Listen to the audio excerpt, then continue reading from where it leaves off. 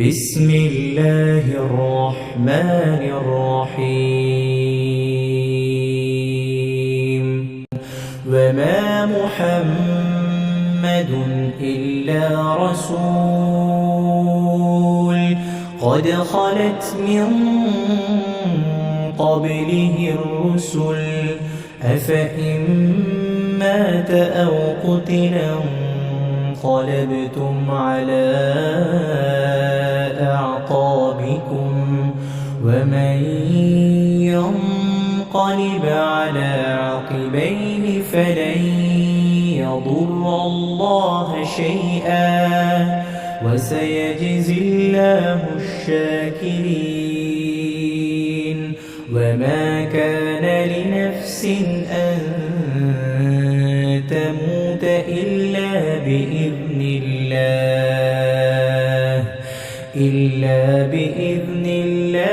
كتابا مؤجلا ومن يرد ثواب الدنيا نؤته منها ومن يرد ثواب الآخرة نؤته منها وسنجزي الشاكرين وكأين من نبي قاتل معه ربيون كثير فما وهنوا لما أصابهم في سبيل الله وما ضعفوا وما استكانوا والله يحب الصابرين وما كان قولهم إلا أن قالوا ربنا اغفر لنا ذنوبنا وإسرافنا في أمرنا وثبت أقدامنا وانصرنا على القوم الكافرين فآتاهم الله ثواب الدنيا وحسن ثواب الآخرة والله يحب المحسنين يا أيها الذين آمنوا إن تطيعوا الذين كفروا يردوكم على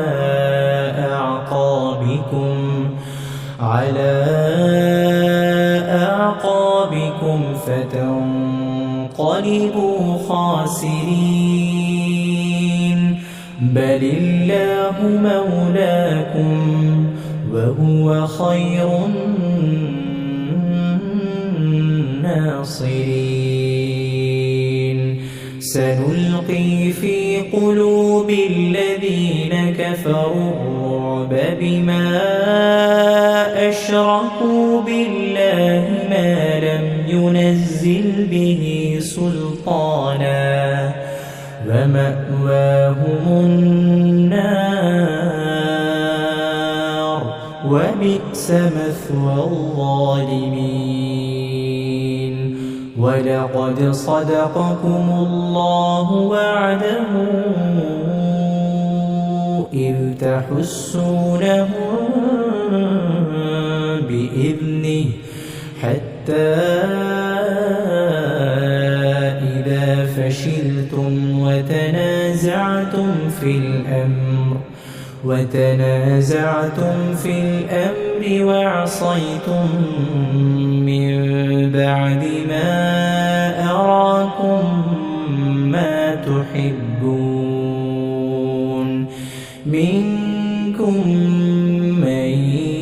يريد الدنيا ومنكم من يريد الآخرة ثم صرفكم عنهم ليبتليكم ولقد عفا عنكم والله ذو فضل على المؤمنين إذ تصعدون ولا تلوون على أحد والرسول يدعوكم في أخراكم فأثابكم غما بغم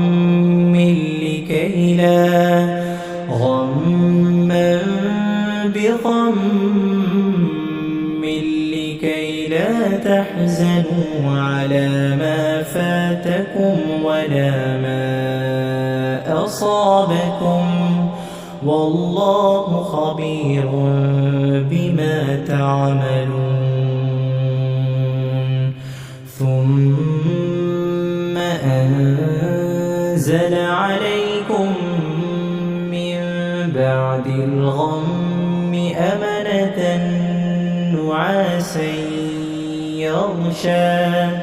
نعاسا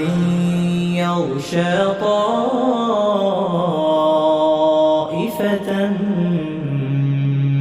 منكم وطائفة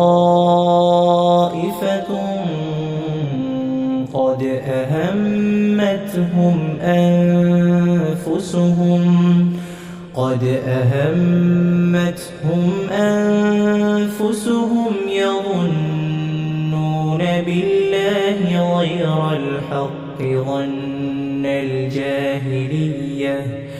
يقولون هل لنا من الأمر من شيء قل إن الأمر كله لله يخفون في أنفسهم ما لا يبدون لك يقولون لو كان لنا من الأمر شيء ما قتلنا هاهنا قل لو كنتم في بيوتكم لبرز الذين كتب عليهم القتل إلى مضاجعهم وليبتلي الله ما في صدوركم وليمحص ما في قلوبكم والله عليم بذات الصدور